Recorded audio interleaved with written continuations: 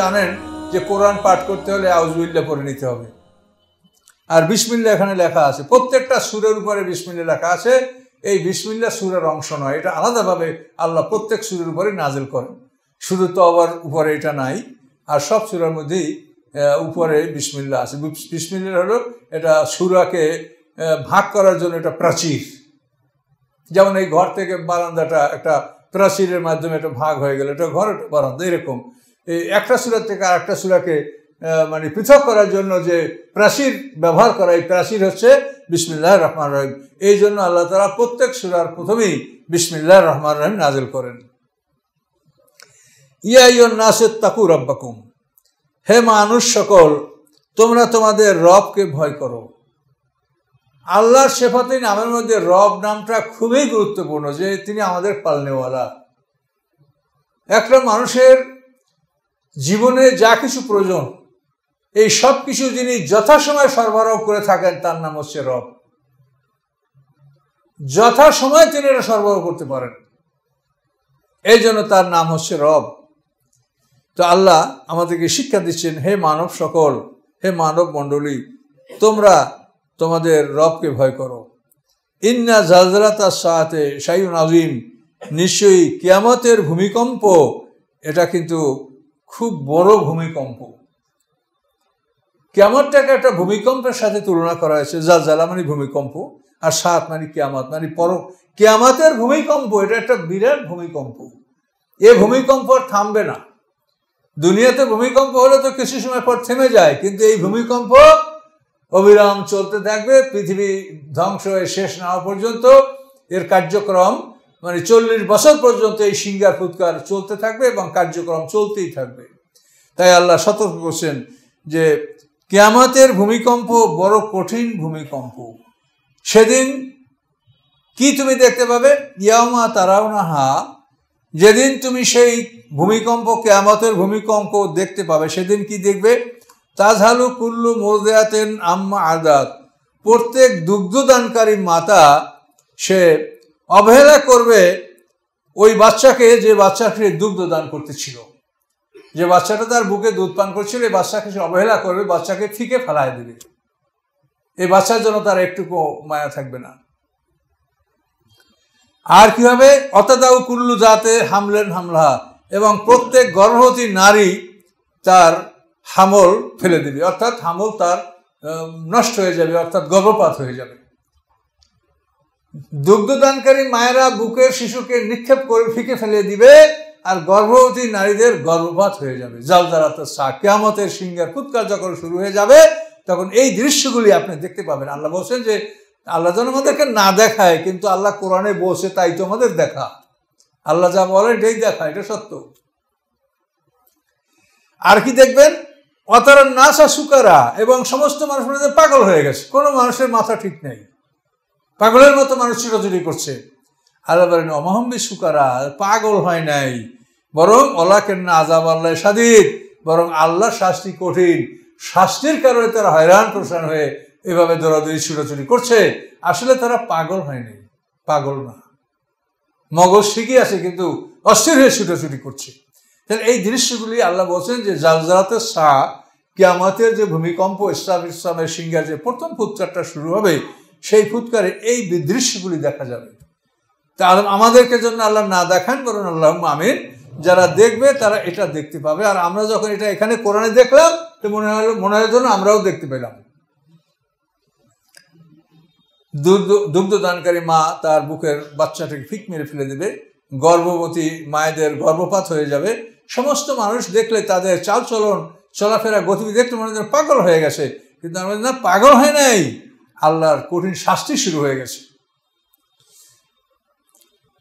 অমিনান নাসি মান ইউজাদিলু ফিল্লাহি বিগাইরি ইলম, মানুষের মধ্যে এমন মানুষ আছে যারা আল্লাহ সম্পর্কে তর্ক লিপ্ত হয় জ্ঞান ছাড়া।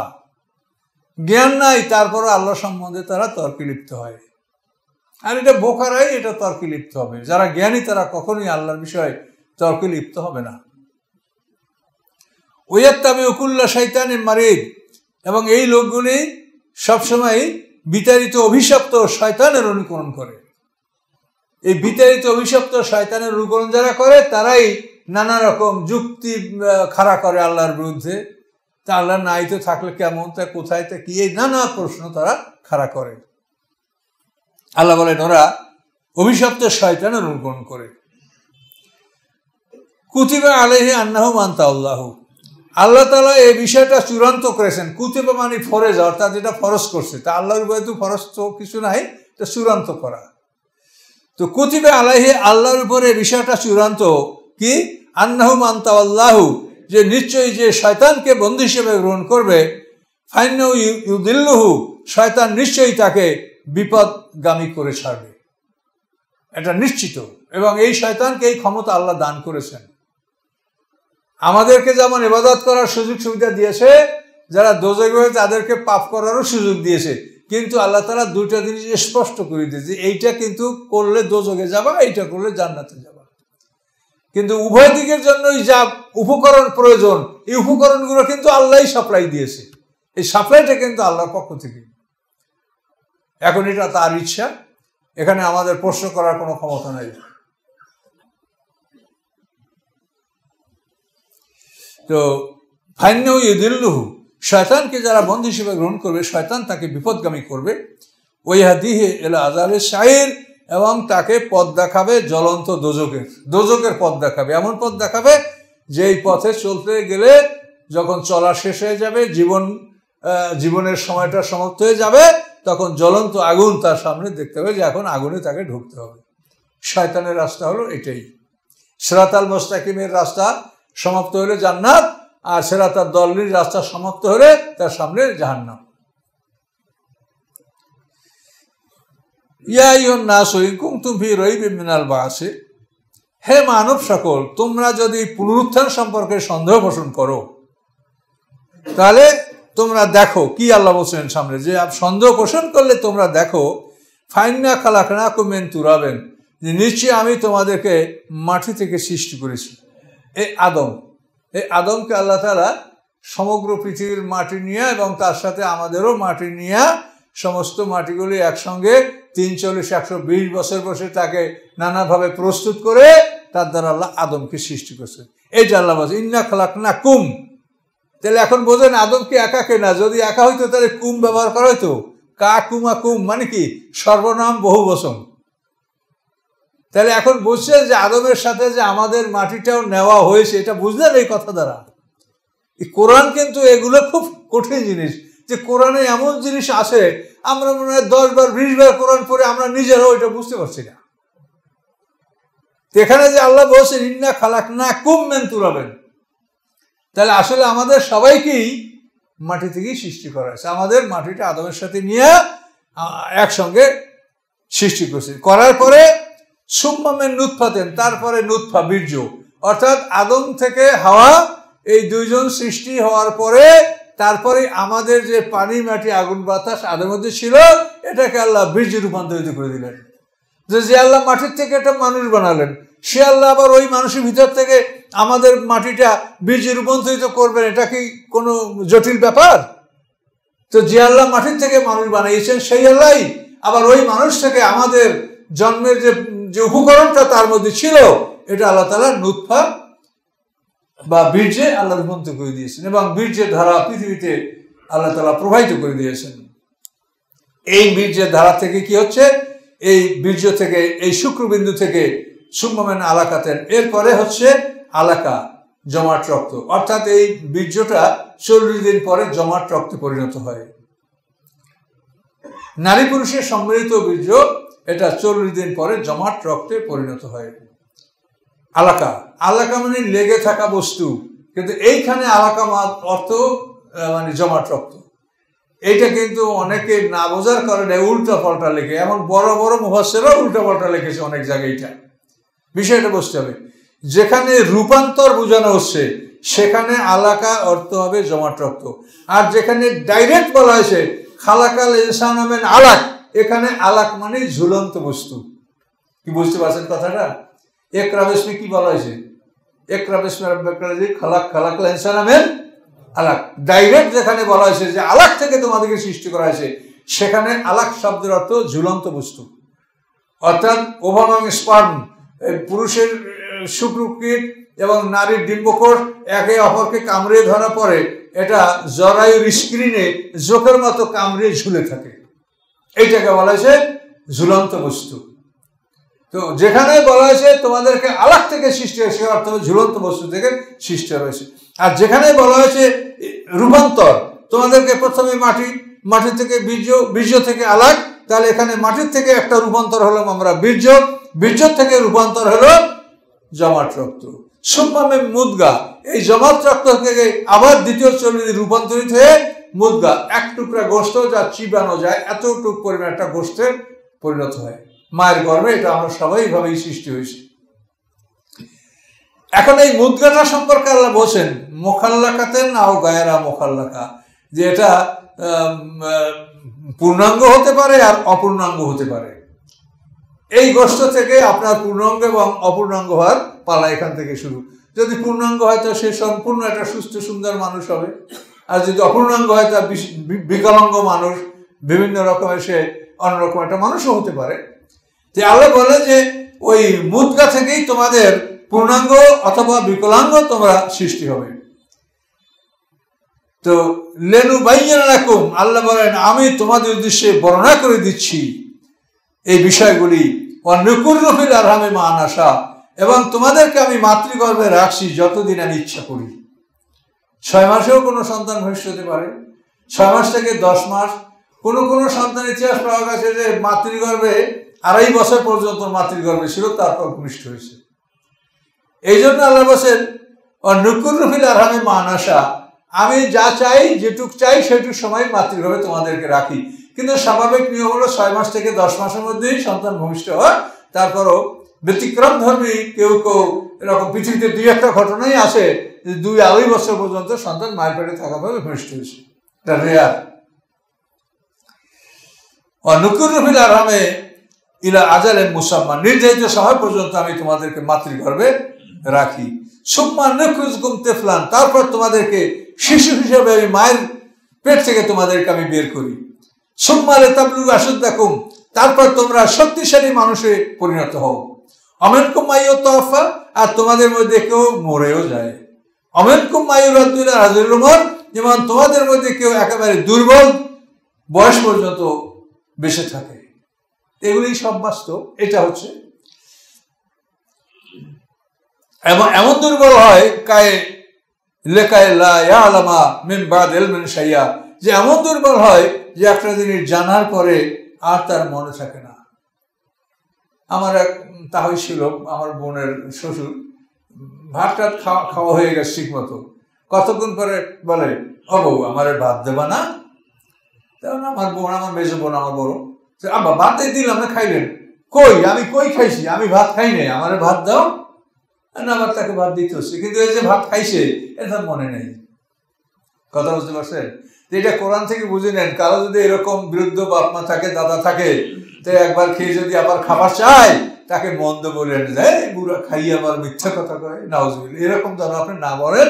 এখানে কোরআন থেকে আপনি জিনিসটা জেনে নিলেন যে এইরকম বৃদ্ধ বয়সী মানুষ মানে একটা জানার পরে জানে না, খাইছে তার মনে নাই।